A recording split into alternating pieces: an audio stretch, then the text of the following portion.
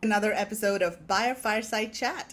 I'm your host, Meghla Bhardwaj, and today we're talking about a really, really important topic.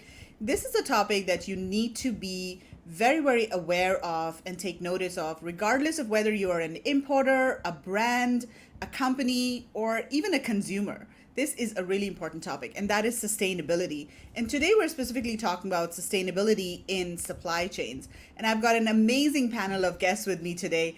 And we'll do introductions in a bit, but I just want to remind you guys, if you have any questions or any comments as we're going through the webinar, feel free to type them in the comment section wherever you're watching from, whether Facebook, YouTube, LinkedIn. Type your questions, your comments in the comment section, and our panelists will be happy to answer any questions that you have. So let's begin, first of all, with some introductions. So we've got Pia, Divya, and Aaron joining us. And why don't we start with you, Pia? Do you want to tell us a little bit about yourself, your background, and how exactly are you involved in, sustainability? Yes, thanks a lot, Megla, and thanks for having me. Good morning, everyone. And my name is Pia Pinkava. I'm based in Germany, and I'm an external freelancing consultant in the field of sustainable supply chains and sustainable procurement from a marketing and communications perspective. So I'm working with international companies and organizations, service providers in the field of sustainability, but also logistics and other sectors on the topic of sustainable supply chains and sustainable procurement. And I'm also a proud ambassador and part of the steering committee of the Sustainable Procurement Pledge, which is a nonprofit organization and initiative that was founded by the CPOs of Bayer and Henkel almost 2 years ago. So we're having our birthday in autumn this year, and aiming to make all supply chains sustainable until 2030. So that's the goal of SPP. Fantastic. And you're up bright and early for us today. Thank you so much. We really appreciate that. You're welcome. All right, so let's move on to Divya. Hi, thank you so much for having me on this panel. Very excited to speak with you all. And I'm calling in from San Francisco, so it's the evening time here. So my background, I've been in, supply chain for over 18 years. Predominantly started my career as a practitioner. So I was everything from a buyer to logistics manager, as well as also an import manager for large companies like PriceSmart, as well as Walmart, and worked for various different startups as well in the Bay Area, such as One Kings Lane. So really learned the nuts and bolts of supply chain and how to scale businesses from concept of new products, as well as also how to do direct importing and working with suppliers. And sustainability was always a big passion of mine, really thinking about the impact of people and planet, especially I was going overseas to different trade shows and going to the factories and on the floor. And in 2012, started my own consulting business, Good Ops, where we work with large CPGs, retailers, brands, as well as also up-and-coming startups, and helping them actually build their supply chain very much with a business concept, but thinking about people and planet throughout. So what is the impact of the workers? What is the impact of the resources and the planet around them? And making sure that they're scaling responsibly for the consumers, for their investors, and for all the workers impacted from their supply chain. Wow, I love how you said people and planet. That's really good. All right, Aaron, what about you? Yeah, look, thank you everyone for having me. Good morning or good afternoon, wherever you are. But I am the Regional Sales Director for EcoVadis across APJ. So it's a very broad region. That's Asia, Australia, New Zealand, and Japan. I've predominantly worked in technology and a lot of different technology companies, worked in and around Vodafone, Microsoft. But the last 5 years, I've come into the world of sustainability and sustainability consulting. So I don't have the deep sustainability experience, but I do have the experience of how to innovate and use technology combined with sustainability to drive outcomes in supply chain. So again, it's a pleasure to be here. Fantastic. Thank you so much for that, Aaron. Okay, so before we get into the questions, I want to ask everybody who's listening, type in the comments and let us know where you're joining us from. Our panel is all over the world. We've got Pia in Germany, Divya in the US, Aaron in Hong Kong, I'm in Singapore. So type in the comments and let us know which city or country you're joining us from. Okay, so let's start now. And the first question that I want to ask you guys is kind of broad because, sustainability is such a broad term in itself, and it means different things to different people. So, what exactly does sustainability in supply chains mean to you? And Aaron, do you want to go first? Yes, absolutely, Megala. And I'm based in Melbourne, but that's fine. Melbourne, Australia, but Oh, we're fine there. But different continents. So now we're four continents. we're all good. I certainly represent Hong Kong. It's in my region, so no, that's fine. Um, I think sustainability, coming from the outside in, and I've embraced sustainability and I'm passionate about it, but sustainability is a broad, confusing term for a lot of people. And it's certainly from the outside coming into this world, what I thought of sustainability and now what I know or what I believe sustainability is has changed somewhat. I think sustainability for me, and Divya, I'm sort of stealing a little bit of your thunder before, it's procuring goods and services with people, planet, and ethics at the forefront or as part of that decision-making process. So for me, it's that simple. What's not simple is how you mix those things into the traditional procurement cost, logistics, timing, quality discussion, how they can all come together so that you can get a win-win-win outcome. I think that's the complexity here. If there's anyone, and I know I talked with a lot of people that are analysts or that they really want to know what is sustainable procurement, give me more of a framework. I'd encourage people to look up ISO 2400.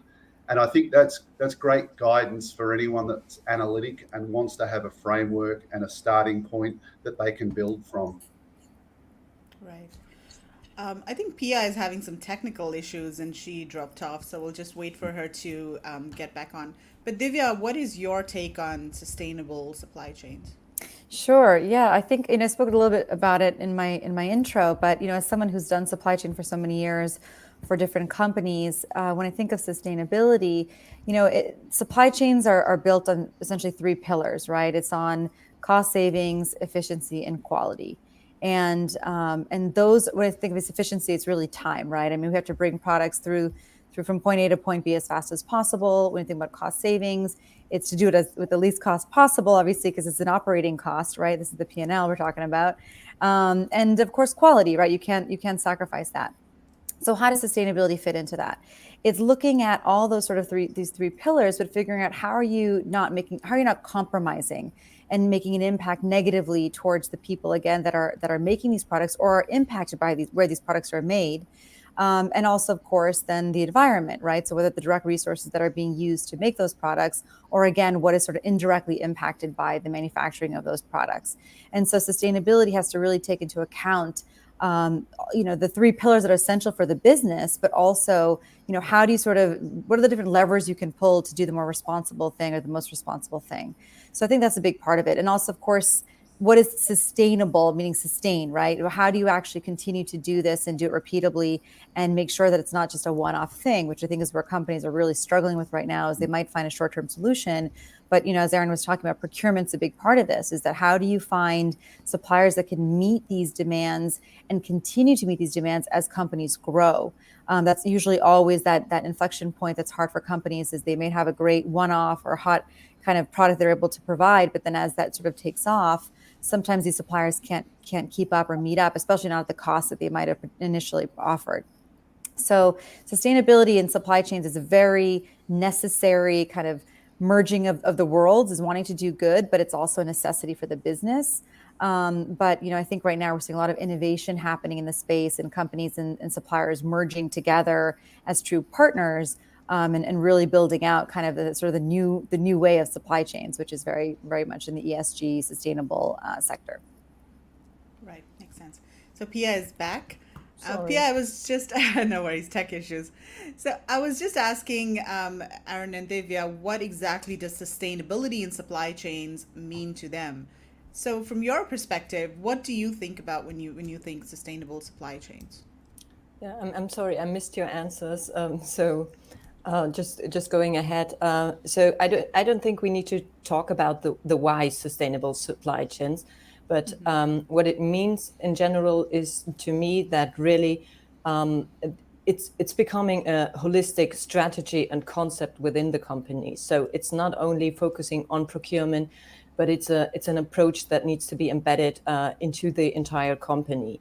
And then further, it means to me to really adopt and integrate sustainability as a criteria into the procurement decisions. So it needs to be at the interface of cost, time, quality, and all these things that we normally focus on to become a driver in the company for sustainable procurement, and also into the relationships, of course, with the suppliers. Yeah, that makes sense. Let's just say hi to a couple of people who are watching. We've got Hari watching from Springfield. We've got somebody from Sydney. And Hari says, hi, Aaron. Hey, Divya. And we've got Pawat watching from Thailand. So, guys, as you're watching, if you have any questions for our panelists or any comments, or if you want to share your thoughts on sustainability, feel free to type them in the comment section over here.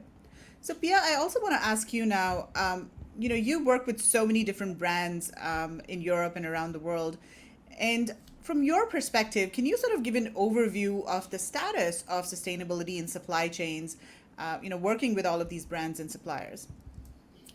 Yeah, I think it's difficult because it depends. I think Aaron will jump in on that as well. Where we can see industries that are quite advanced, that have really mature sustainable procurement programs already in place, that they are already driving forward. While we're having industries where, of course, we're seeing that there is still a lot to do. And that's also what we see mirrored down for single companies. So we have companies, smaller companies that are already doing a good job, let's say it like this, and driving the change, and others are not, and still waiting and don't seeing any kind of added value. We still got the prejudice of it's only about costs in the market, I think. And for example, I don't know if you're aware, but we've just adopted in Germany the new Supply Chain Act on human rights due diligence. And there has been recently a study, and everyone might think now Germany is somehow advanced regarding when it comes to sustainable procurement.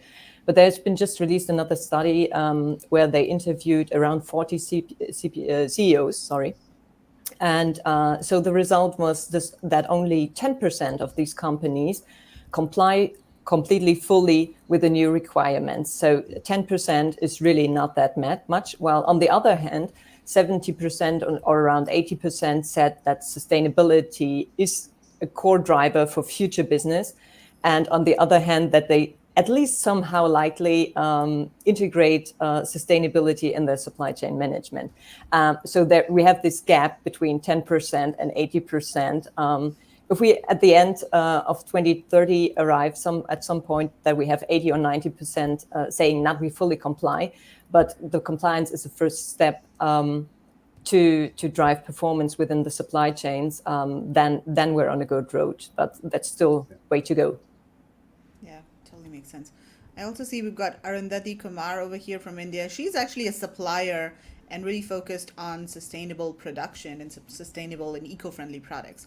So Divya, from your perspective, what exactly are you seeing in terms of the overall status? Yeah, very similar to what Pia was mentioning, that there is a lot of chatter, and you can see the reports coming out, especially from the investment community, of how much ESG is being mentioned in shareholder calls, and you're seeing executive commitments, and you're seeing a lot of discussion in terms of sustainability being a priority. But in terms of practice, we're still seeing a lot of slow movement in terms of actually getting some of these programs up and running. And I think it's a combination of several different things. It's a lot of this is new for a lot of the bigger companies and smaller companies in terms of figuring out, how can we actually execute? How do we change business as usual and go towards some of these new ways of doing business? Finding the right suppliers and partners, right? That's a big challenge of itself. And some of the things I already mentioned around finding the right suppliers who can also scale with you.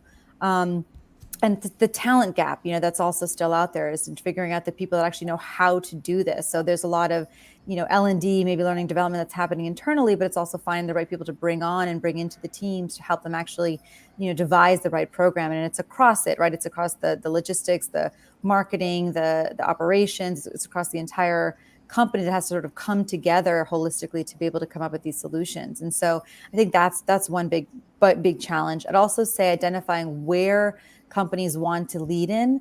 So whether it's on the E, the environmental side, the S, or the governance, usually it's E or S, right? The social or environmental side of things.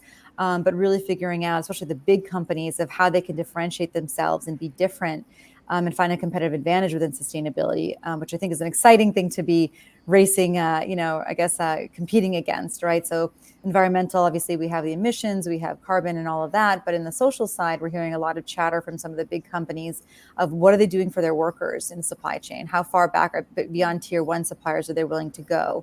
Whether it's benefits, health, wages, safety, quality. Those are some of the big things that we're also seeing discussions about. No one's really taking the charge yet, but I will tell you that there are some of the big companies out there thinking through those things right now. Oh, that's very encouraging for sure. Aaron, what about you? Yeah, look, I guess I'm from a less mature region. So I'm just on the back of Divya and what Pia is saying. The challenge that I've had over the last 3.5 years is talking with businesses that are watching other regions that they perceive to be the leading regions of the world. So Pia mentioned Germany before and how there's still only a small percentage of that market that are leaders and truly embracing sustainability. Our region is looking out to those. And a lot of my conversations, and we have a couple of conversations with businesses from India, Singapore, Australia, Japan, China, every day. And they're asking us, what's happening in North America? What's happening in Europe? And they're really looking to those regions to see what the leaders are doing. The pleasing thing for me is in the last 12 months, we've managed to work, or we're now working with some leading brands in region that have been able to understand the win-win-win.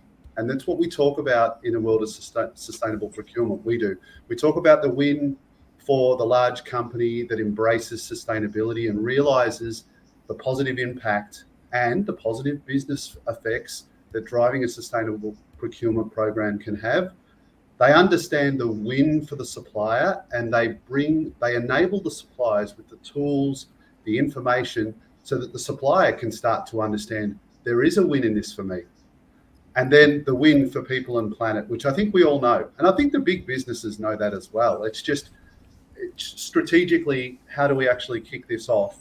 What are the risks of being the leader? Is it easier to sit back, let someone else lead, and then follow on when someone else has started all of this off? The final thing that I'm seeing, and I think it's because we've got some big financial hubs in this region. We're seeing Singapore with Green Hub 2030, Hong Kong as a financial hub. Those banks and the large global banks that have a presence in region are really helping to start drive the conversations, because this is the additional win. This is the additional win that wasn't so much considered. But how do you link a financial product to sustainable performance or that of your suppliers? And if you can do that as well, and we're seeing some of the leading banks doing this today, there's just another incentive, financial upside for a business to join in and decide to embrace this. Right. So, Aaron, what are some of the drivers, especially in the region, what are some of the key drivers of sustainable sourcing? Yeah, again, some of the drive, I mean, we are a less mature region without doubt. Some of the countries in my region are less mature. I think still the driver, and I'd be so keen to hear what Divya and Pia have to say, but for me, it's still risk mitigation, reputational risk. We want to de-risk child labour, social issues, working conditions, environmental, local pollution. We want to mitigate any risk in our supply chain. And we want our suppliers to comply, to say that we're doing due diligence, there is enough due diligence in place, so we're protected. And there is a drive too from regulatory requirements. There's the in 2008 environmental law in China, and there's more environmental laws coming through. We've got Modern Slavery Act in Australia. New Zealand's released some, or just about to pass legislation, it's not quite there, on decarbonising as well as local suppliers. So I think that is another push. Again, there's not so much an embracing of the opportunity or a true understanding of the opportunity of embracing sustainability. And I think there's a grappling as to how that can become a driver. I talked about banks and the financial aspect, which is starting to become a driver. There is definitely a correlation between businesses that are sustainable and drive sustainable procurement programs and their valuation, as if they're publicly listed or as private companies, and private equity are very switched on to that. And I think there is a real need to, one of the drivers is to disclose the performance of supply chain. I think no longer, particularly if you're a listed company, you cannot push bad practice into supply chain. You have to have transparency in supply chain, and you've got to start reporting on the health of supply chain. So I think all of those things are starting to drive the conversation. And really quickly, I think the smart companies are also understanding what's in it for the supplier. What are the drivers for suppliers, and are really trying to sort of get in tune with their suppliers and making sure that there's some value created there as well. Right. Pia, what are some of the drivers that you're seeing in Germany and Europe? Yeah, I can only repeat what Aaron just said. So risk mitigation is still one of the key criteria, of course. Compliance, stakeholder demand. So we're having customers and consumers requesting more and more sustainable products, or at least they want to know how the products are produced, if they are recyclable, things like that. Financial markets, as Aaron mentioned, are, as I think, a key driver at the moment, apart from legislation. So, yeah. Right. Divya, do you want to weigh in on that? Yeah, I would say, agreed, echoing Aaron and Pia, but also to say the consumer is really driving, I think, a lot of the change as well. We're seeing a much more conscious consumer coming of age, using their wallets to show where they have loyalty. And I think it's becoming just something that businesses, especially in the fashion industry or food industry, and even CPG, right? So anything that's sort of consumer facing has to start to think about the products that they're sourcing from, and being able to tell that story and do it very, very much data driven, or have the sort of the validation and credibility behind those claims. There's consumers just too savvy now. They know about greenwashing. They know about a lot of the things that are happening behind the scenes, and the news reports are out there when things are getting held at the border, if there's child labor involved, or mistreatment of migrant groups, or what have you. So then the consumer is really driving this, and brands know that they can't really hide behind sort of the name anymore, and also this whole idea of procurement, of only dealing with your tier one supplier, that's also changing, right? Consumers are expecting them to go, brands and companies, to be responsible for their entire supply chain, right? So I think that's also driving companies to be much more, thoughtful in how they're understanding their own supply chains, transparency, looking at the different tools like EcoVadis, for example. Like, how do you actually, get the reporting done and really know who's making your products? Because many times that's even unknown to the companies themselves. So that's a big change. And then the increased competition, sort of around that consumer, right? Is that how you differentiate yourself? There's so many new brands, especially the big companies, having to compete with some of the more niche brands that are popping up, especially the D2C companies that are really building followings and recognition with their consumer directly, whether it's selling directly or social media or all these different things. So I think you're seeing some of the big companies looking at, how do we be different? How do we really show that we're conscious about these things? And the benefit is that the big companies, when they do make these significant changes, there's a huge impact, right? So the Walmarts, the Amazons of the world. So the Pepsis, all the big companies. So I think those are key. And the last I would say is, I think there's some part of the board executive, mandates that are coming out, because there are executives that are looking for their own legacy, right? So, what are they going to be known for, and where is sort of their impact in their long careers? And I don't know if that's that huge, but we're starting to see a little bit of that. You can see that with the CEOs, and it escapes me what it's called, but when they all made the executive commitment around sustainability, we all saw that. I forget if anybody knows the name of what that was. You can say it, but you know what I'm talking about, right? But yeah, you're right too, Divya, to add on to that, the science-based targets. When a CEO is coming out with a net zero target, often his or her business alone cannot achieve that net zero target. So they really do need to look at the impact of their supply chain in order to decarbonize, to meet those aspirational targets. So there was the pledge. I know what you're talking about. Right. But it's also these science-based targets. UN SDGs and commitments to yeah. SDGs as well. How do you actually measure it? And often the impact of your supply chain can be 60, 70% of your overall business. So you really do need to look at driving a sustainable procurement program in order to achieve those aspirational goals and save the legacy of some of the CEOs that have come out with those aspirational goals. We've got a comment here from Arundhati. She's saying matching costs in sustainable sourcing is hard, but if clients understand, and by clients she means importers, brands, that consumers are willing to pay that little extra if companies are able to demonstrate their sustainable supply chain, they would see value in it. I think this is a really important point because as a supplier, she's constantly being asked this question, and her products are being compared by non-sustainable, non-eco-friendly products, and hey, it's so expensive, consumers won't buy this. But I think this raised an important question. Do you think consumers are actually willing to pay higher for a product that is sustainably sourced, especially if they know that the entire supply chain is sustainable and fair trade and all of those things? Anybody who wants to weigh in? I mean, I can just give my thoughts. I mean, there's a big debate around whether it really is more expensive, right? And I think that's something that's changing as the whole sustainability, conversation or world or practice is changing and maturing. And because there are more and more options out there, there is sort of an assumption that's more expensive, but I think companies are realizing it's not necessarily going to be more expensive. A lot of things that we do as consultants as well as, and because we do take very much a supply chain business perspective, is helping companies find the cost savings through their operations. And so they can still source high quality products, but where are they finding savings is also in how they're actually sourcing. So for example, if there's, for example, if Arundhati is saying, okay, hey, I can provide this much product at this price, but if you buy more, you're gonna get a volume discount, for example. Or, if you do consolidation with, your shipment, for example, you'll have cost savings there. Or if we can buy together with another supplier, say, for example, from another, from a larger material manufacturer, for example, we can have savings there.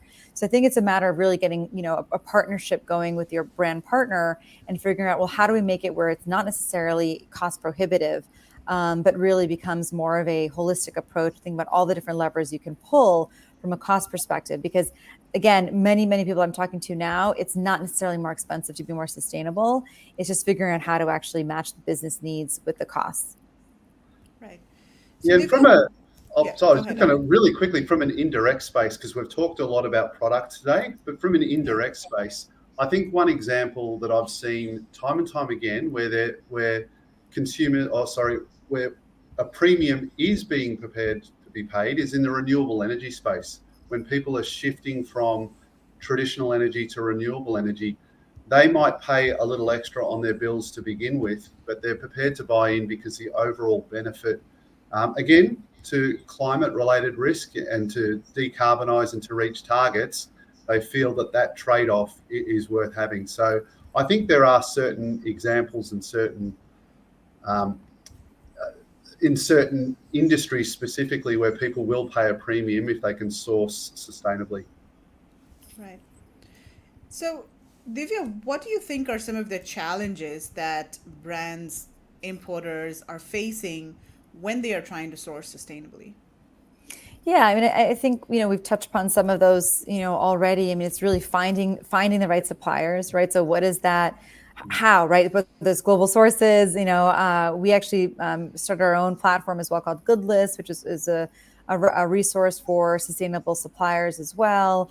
Of course, you can sift through Alibaba, it's how where you can work with obviously brokers as well in different countries, but how do you find the suppliers? I think that's one of the hardest things first and foremost is that, discovery is really challenging.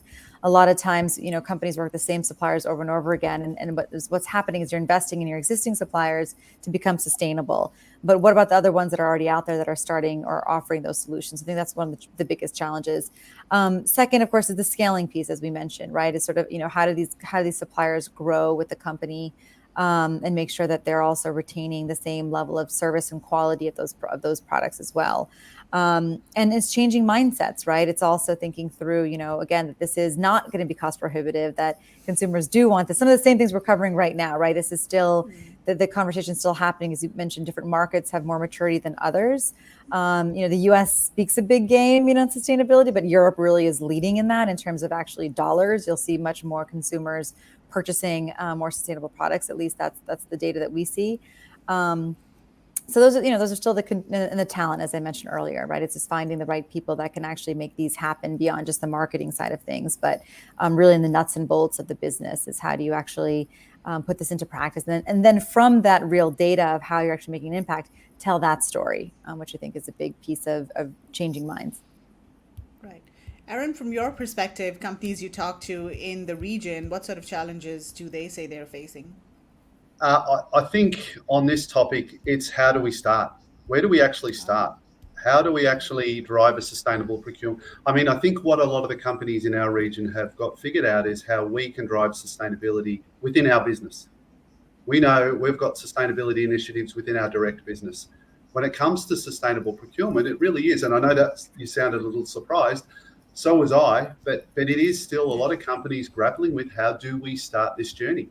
How do we actually meaningfully, there's a lot of compliance-based activity happening right now. At the time of sourcing, when a company sources or onboards a new supplier, there'll be a lot of self-declaration to say, I'm doing all the right things. I'm doing everything you want me to do. And Divya, I see that grin because that's what's happening. Yes, yes, yes, yes, yes, let's do business together. And it's right, how are we going to take it beyond that compliance? How are we going to actually do some meaningful due diligence and understand suppliers within supply chain that do and uncover that good practice, uncover risk? And when we do, how are we going to drive corrective actions and then quantify the return on our investment? We're going to be putting a lot of time in this. How are we going to get a win-win-win? And I think that's what I'm seeing in the region. And again, it's the leaders that are prepared to move first on the back of challenging the status quo and taking a little bit of a risk, but driving what they believe will be that win-win-win. And then there is a lot of businesses and companies dipping their toe in where they might be meaningfully assessing and continuously monitoring a portion of their supply chain. They understand where inherent risk is, and they're doing their audits and so forth. But I think it's there's still a lot of grappling in our region. It's less mature, but I do believe in the next year or two we're going to see some big gains. Right. Pia, from your perspective, talking to brands in Europe, what are some of the challenges you think they face? Yeah, I think the getting started is really one of the biggest challenges. So thinking about who are my suppliers, which topics are relevant and important for my business, where are my risks in my supply chain. So internally, they are performing better than in their supply chains and in implementing it within their supply chains. I think that's a huge challenge to get started. The second challenge, in my opinion, is the supply chain itself. So when we're talking about multi-tiers, it's getting really, really difficult to say, I know my suppliers. So I'm sorry, Erin, I have to quote the recent barometer from EcoVadis, which says that only 34% in 2021 have visibility on their tier 1 suppliers. And when it comes to tier 3 and beyond, it's only 7%. Yeah. So when we're talking about supply chains, we're not only talking about direct suppliers, but we're talking about the supply chain. And so I think this is a huge challenge because often we're talking about thousands and thousands of suppliers within the supply chain. So to get some visibility into these tiers, to drive performance, to drive communication with your suppliers, it's a hard job. And also the point of communication, I think, Divya, you mentioned that as well. So internally and externally, the communication and change management with your buying professionals, internally, your procurement professionals, and externally with your suppliers it's a change management process. It's not that you're saying we're going to go sustainably and everyone is following. That's in my opinion, are the key challenges. Right. And also, Pia, when a brand asks you, what is the ROI of sustainable sourcing or incorporating sustainability into their business, what is your answer? What do you tell them? What is the ROI of sustainable sourcing? Well, my personal answer would be that sustainability itself is the ROI, but still that's not selling, unfortunately. But actually what we mentioned before, so all the points mentioned by Aaron Divya, when we're talking about the key drivers, these key drivers can turn into the fields where you're building an ROI on sustainable procurement. So we're talking about compliance, risk mitigation. We're talking about increased revenue and sales. We're having opportunities and talent retention, employer branding. These are fields where it's really, really possible to build. It's never a quick win, in my opinion. It's also connected to the maturity of the sustainable procurement program of a company.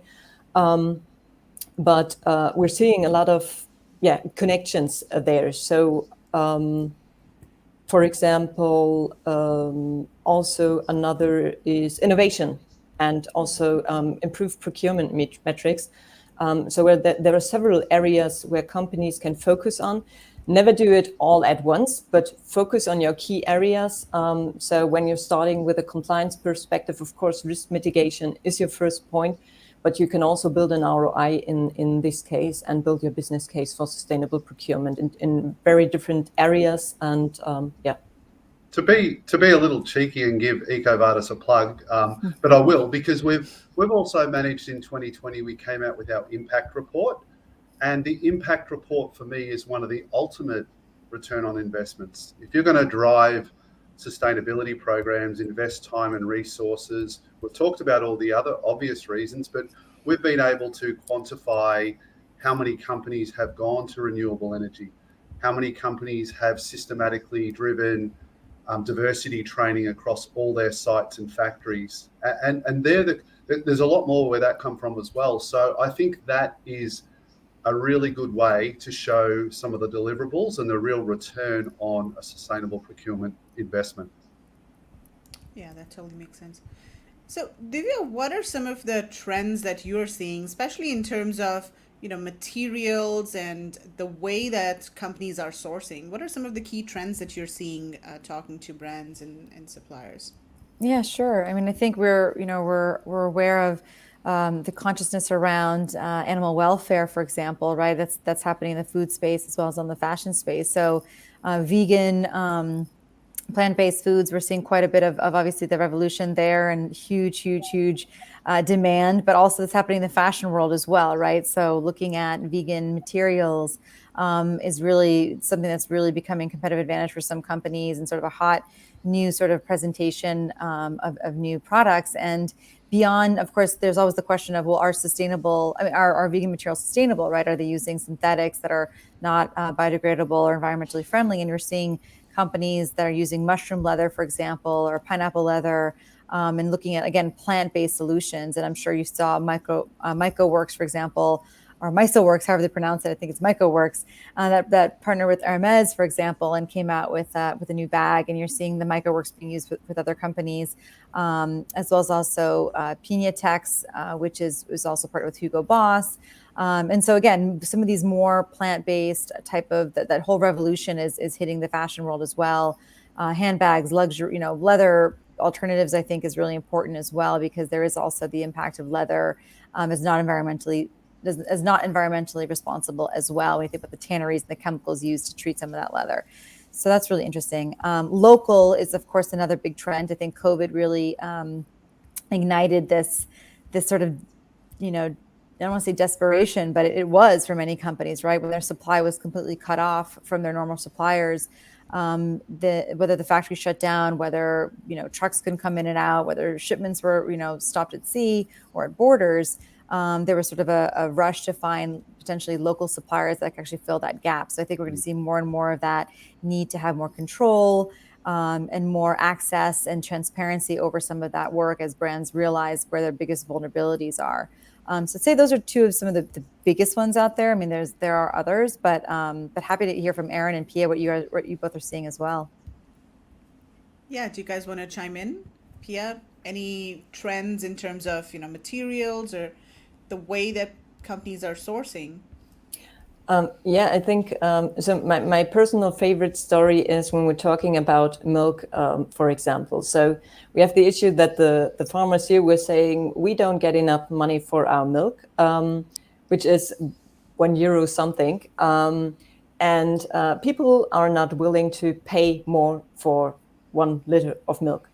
So, and now we're having alternative products which are costing 3 times what the normal milk is costing, and people are buying it. So I think the markets and what Divya mentioned before, the consumers are really changing their mind, and there are a lot of alternatives coming into the market, and I think that's also a problem for let's call it traditional companies, and in especially larger companies where we know that they cannot move that fast and change that fast. And so we're having alternatives and startups coming into the markets. And I think they are putting really some pressure on traditional brands that need to adapt quite fast, although they cannot act that fast. So, yeah. Great point. Yeah, and I just reinforce what Divya and Pia have said. And it's so interesting to me to hear that milk example there, because we've had the same thing that's happened in Australia where there is milk charged at a premium to give back to farmers in a fair way. And I don't want to go off topic here, but it's been a huge success. In the egg space, in the supermarket category, free range eggs are now almost mainstream.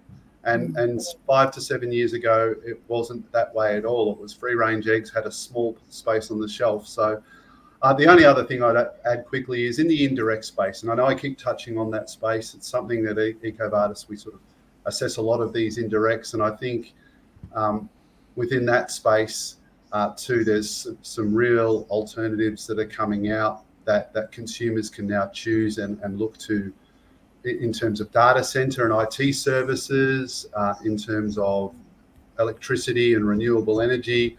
I think consumers are having the opportunity to make decisions on those topics as well. Right.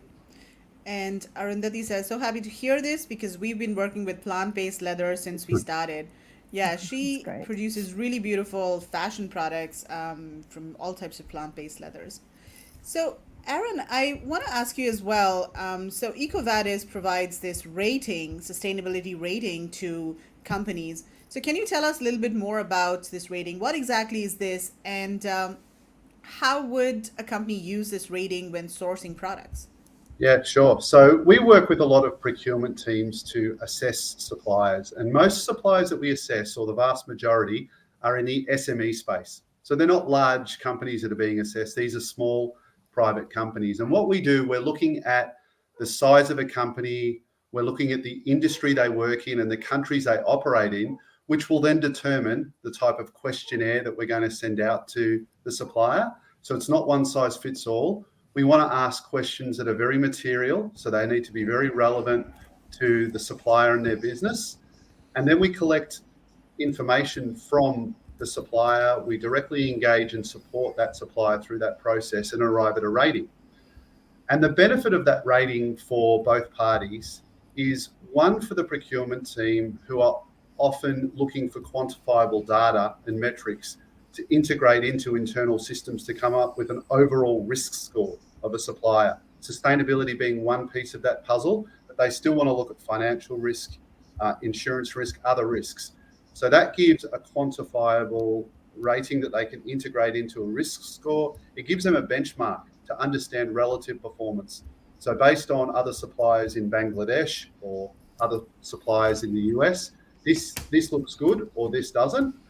And I think the biggest impact that our approach has is a rating to a supplier is often the first time that they're given meaningful feedback and they understand their performance. They understand qualitatively what they're doing well and where they need to improve. And quantifiably, they've got a score and a benchmark, and they can then have a look at what are our competitors? How are we actually measuring up against our competitors? And until a supplier gets that type of information back, it's really difficult for them to understand whether they're below the curve, ahead of the curve, or indeed where to start. Where do I actually need to start to drive improvement? What are the material topics of my business? And what are other trading partners going to be looking at when they're assessing risk around my business? So I think that's the advantage of a rating, but equally a benchmark as well. Right. So, what sort of things are you looking for when you are really assessing companies? Yeah, well, we're looking for things that are material. And we talked about how broad sustainability is before. So what we're really looking at is a tailored approach where we're going to ask the specific questions we feel are material for that particular company that we're assessing. But they need to have universal appeal. So if we're assessing a supplier and we're looking at their industry, we're looking at their size, we're looking at all the countries they operate in, that will trigger a series of questions that allows that rating to come up and a scorecard to come up. We're going to be looking at all the things that we feel are inherent risks within that supplier's industry, within the countries that they operate in, and we'll collect all of that information. And the beauty of that approach is once the supplier has completed an assessment and been rated once, they could share that with one large supplier, and then they can share it with another in a completely different industry. So all of a sudden they've got something that is a standardized approach that has real credibility globally that they can share many times. And that's a much better approach than receiving self-assessment questionnaires and filling them in saying, yes, yes, yes, we do everything right here, sending it back and never hearing anything back. I think the value for suppliers is going, well, actually, I'm getting some meaningful feedback here. So I'm actually I've got an understanding of the things that I need to work on, but equally I've got an understanding of what I can use to innovate and use as a business advantage. And the leading suppliers, the exciting thing is they're going to other businesses saying, and this was a question before I think someone asked is, can you charge a premium? Well, sometimes you can. And you can certainly, if you're going head to head on price and your sustainability credentials are here and your competitors are down here, the likelihood that you'll win that business is much higher. So there's a lot of advantages. And again, win for the procurement team, win for the supplier, understand with that self-improvement plan that they're on, and win for planet and society. Love that.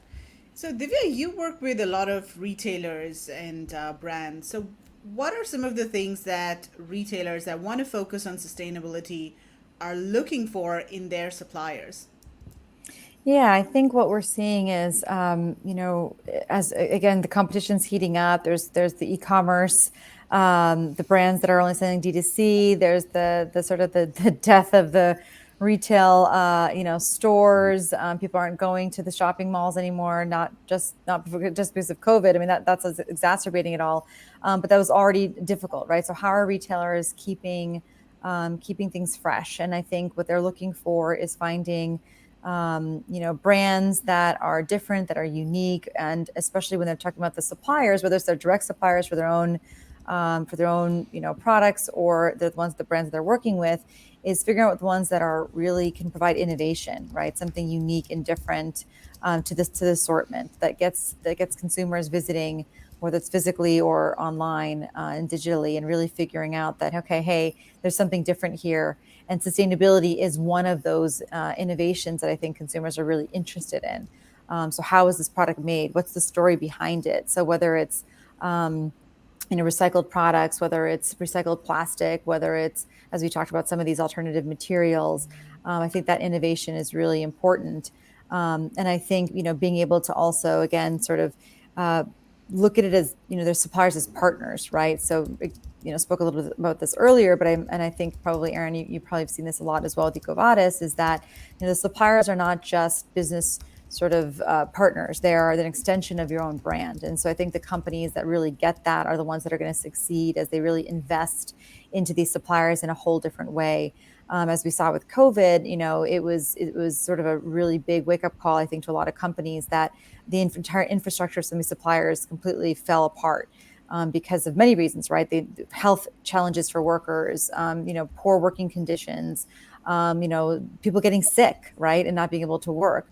Those are some of the biggest issues, and companies and factories shut down. So I think that companies that really invest in their suppliers as the true extension of their own brand will see the benefits. And I think retailers are going to look for that kind of stability, and they're not going to want to take their chance on companies that don't have that thinking in place, right? That just makes good business sense. Versus just something that might be more of a marketing ploy again. And scalability, as we chatted about. And then again, of course, the competitive advantage, right, is again looking at, okay, how do I differentiate myself and look at sort of all the other options for consumers out there. As we know, online, and you can go down rabbit holes and find new brands, and you can follow any social media, influencer and discover new brands. So like, how do you stick out, right? So retailers have to really think through a very authentic approach to this to make sure that they're actually capturing the right audience, but really have the truth and authenticity behind what they're actually doing for it to actually make a difference. Right. So we have a question from Cecile. She's asking which industries or categories are taking the lead. I guess in terms of categories, is it the fashion industry or, the electronics, or do you see some sort of pattern over here where certain industries are really taking the lead in terms of sustainability and sustainable sourcing? Mm-hmm. Who wants to weigh in? Divya, do you see any patterns? I'll say fashion is just something that we work with. It's not the only industry, but it's the second biggest polluting industry in the world. So they're certainly under the light right now, in terms of harsh light, I would say, in terms of making change. There's just a lot of heat in the area and in the fashion industry.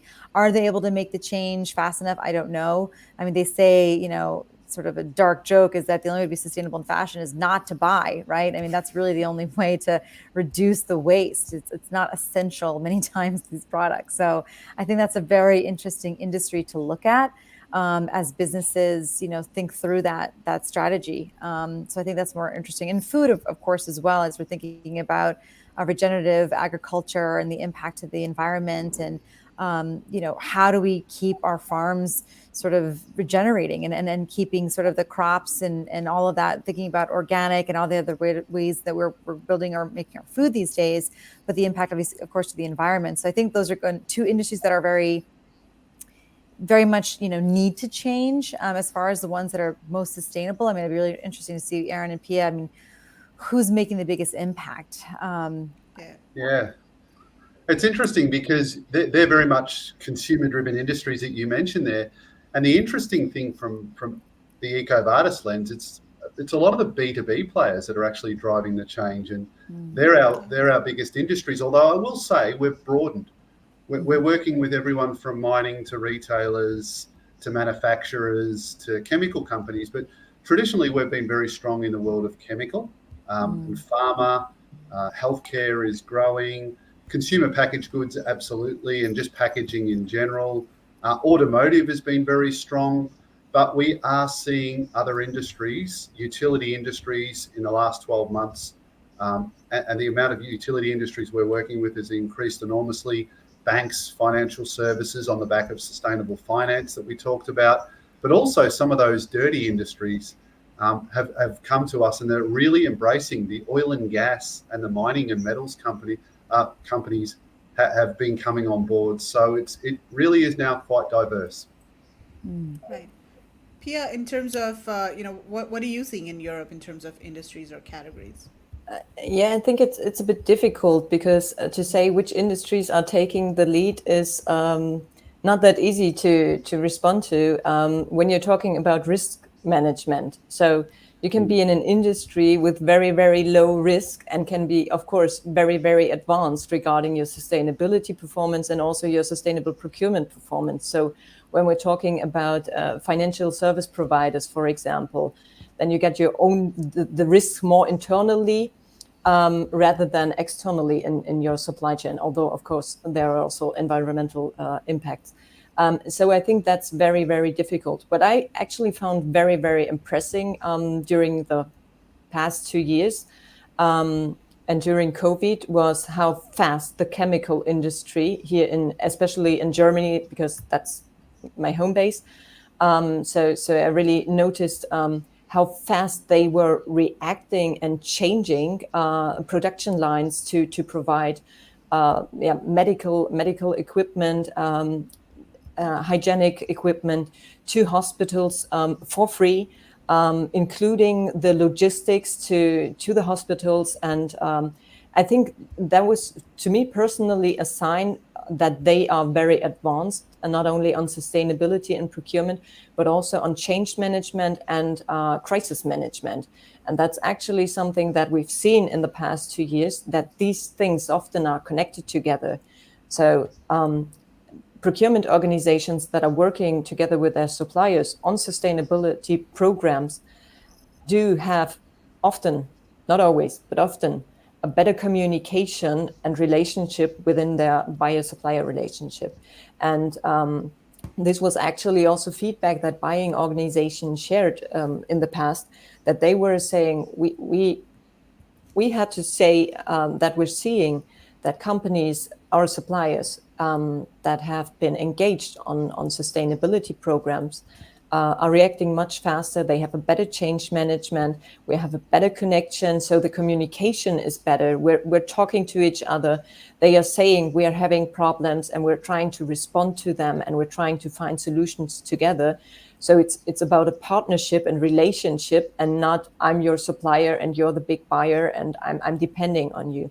So I think that's also something that we need to drive in the future, that we need to foster, and where we can build a lot of positive impact also for the suppliers, because we had this cost question before. I think that's also a point where the buyers need to think about how they can reward sustainable suppliers for innovation, with increased spend volume, preferred supplier programs, all these things. Right, that makes sense. So we'll start wrapping up here. So all of you watching, if you have any questions for our panelists, type them in the comment section now, and we're going to start wrapping up over here. So one of the things that all of you said was it's very difficult, or one of the challenges that brands face is that they don't know where to start. So my question to you all is, where do you think a mid-size small brand or a retailer that's sourcing their private label or OEM products from Asia, where do they start their sustainable procurement journey from? How do they actually start? Divya, do you want to go first? Sure. I mean, I think that the first place I would start is prioritizing where in the sustainability universe you want to play in. I think that there's a lot of different areas, and so what is your infrastructure? Where are you potentially able to make an impact? I think those hotspots are important, and then really narrowing in on that first, right? So you could do an assessment first, like whether it's EcoVadis or something other, to give you a sense of where the opportunity is, and then deciding which sort of lane you want to kind of initially play in, and sort of start there, right? Don't try to take it all on at once. And then, of course, finding the resources and partners and supply partners. Start with your own suppliers first and foremost, right? And finding out, who within your supply network is able to help you achieve some of those goals. What's some of that low-hanging fruit, right? So what sort of adjustments can you make, and kind of that long tail, right? So start with kind of where the opportunity is, and then move from there onwards. I think that's the best place. Otherwise, it can be too overwhelming to try to take it all on. And of course, there are existing frameworks out there, like UN SDGs we mentioned, and looking at other benchmarks out there. Kind of what is the global community wanting to see happen in some of those spaces? I think it's a really great sort of litmus test to see what would be the most important impact you could make in your sustainability journey. Right, Pia. Yeah, I just can add to that that it's important to break it down, to focus on the key areas that are important for your business and for your stakeholders in a first step, and not to think too big, because then it's becoming really an overwhelming project. And so what I'm always suggesting is to really grab the low-hanging fruits at the beginning to get some success within the company, and also for the stakeholders and for the suppliers, and really start with small steps leading to a long journey. So my favorite quote is that sustainability is not a sprint, it's a marathon, and it's really taking your breath. So you need to have the power and the strength to go through this, and to have your team all the time on board. So start with small steps, but on the long term, and really authentically, and to build positive impact. That is fantastic. Aaron. Yes, I know we're running out of time, so I'll be quick. And I'm cheating a little bit here because we do a lot of programs with companies. So for me, having seen it firsthand, a good program versus a great program, be clear on your objectives, have simple but a simple but clear plan and strategy as to how you're going to achieve your objectives. Bring your team on board. Internal teams are critical. You can't do it alone as a single person in a business. So ensure that you bring get buy-in from everyone, bring your whole team on this journey with you, engage with partners and experts. And we've got some great ones on this call today, but you need to bring that external expertise in. They've got the experience, they've done this before. Start small and build capacity. Capacity build later once you've got some learnings and you can build your program out. The final thing, always remember to be driven by the positive impact on people and planet. Because if you lose sight of the purpose and you're not purpose-led, then there'll inevitably be challenges and you'll wonder, well, why are we doing this? What's the use of doing this? So I think you need to keep that at the front. And that's me coming from the outside of sustainability in. I never lose focus on that. So whenever I'm having a challenging day or working with a customer and a project might stall, I always think, what is the positive impact this program or project is going to have if we can kick this off? And if you keep that in mind, that keeps people motivated. Brilliant. We've got one question from Mary Pauline. So she's saying many companies are still regarding sustainability as philanthropy, I can't pronounce it today, rather than addressing real material issues. What are some ways we can better engage and communicate the impact of having a sustainable strategy in place? So I think this is a great question. Like, as a brand, what are some of the ways in which brands can communicate to their customers, the kind of impact that they're having and the story of basically how they are sourcing sustainably and how their product is eco-friendly, or the kind of impact that they are making? Does anybody want to weigh in and try to answer this? I can start the first part, then I'll hand over to the team. But I'd say, and I'd love to hear the team's thoughts, but I think philanthropy is seen as a little bit of a trade-off, that we're not driving sustainable procurement programs, but we give back a lot of money to charities. And I think that those days, I think you've got to be very careful. Philanthropic efforts have a lot of virtue, but in isolation, that you can't trade off having no sustainable procurement program or little due diligence because we give away a lot of money. So that's the first part, or that's my initial thought. The second part, I might hand that over to the panel. Yeah. Pia, do you want to weigh in?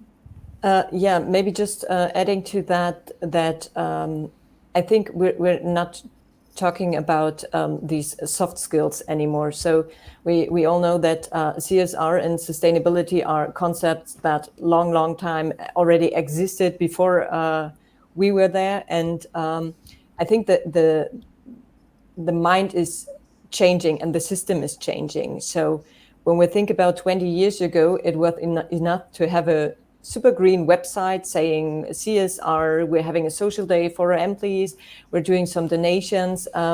That's not enough anymore. So we need, like Aaron said, we need robust and solid management systems for sustainable procurement and sustainability. And I think the question already answers the question itself. So it's about communicating the impact. So what is my impact? I need to be transparent on that. I can say, for example, I have assessed, I don't know, 5,000 suppliers, but what's the impact of that? These 5,000 doesn't mean anything in that case. What's the rate of improvement in the suppliers rating? So I need to bring some transparency into these data and into these processes to be able to report and communicate on the actual impact that I'm having with my program. Right. Any thoughts from you, Divya? Yeah, I know. I mean, just echoing Aaron and Pia, I think it's crystal clear. I mean, this is CSR is long gone in terms of, really having not long gone as an overall strategy, but long gone in terms of being claimed as a sustainable business. I think seeing sustainability as a business imperative is really what's top of mind for consumers, for employees, from executives, investors across the board. And that typically means it's in the supply chain, right? So if you really want to make an impact, that's what sustainability means. And I think companies that see that as critical to success are the ones that are going to move forward. The ones that are still stuck with as you mentioned, the donations are here and there. They're going to be, stuck in the dust, right? They're not going to survive. Essentially, it's just not going to work much longer. And the companies that are falling far behind are going to have a hard time catching up. That is great advice. Well, Pia, Aaron, Divya, thank you so much for your time today. And all of you watching, I'm just going to show their email addresses once again to you in case you want to reach out to them, in case you're a buyer, supplier, in case you want to get your company rated, reach out to Aaron. So that's contact@pia-pinkawa.com. And then if you want to reach out to Aaron, leonard@ecovadis.com. And Divya is divya@goodops.co. So that's not .com, that's .co. Keep that in mind. Brilliant. Thank you so much for joining us. It was absolutely amazing, very insightful conversation, and I'm sure our audiences learned a lot. Thank you everyone for joining us for this live webinar, and we'll be back with another Buyer Fireside Chat next month. Have a great weekend, everyone. Bye. Thank you, Megla. Thanks, everyone. Thank you. Thanks, Bye-bye. everyone. Bye.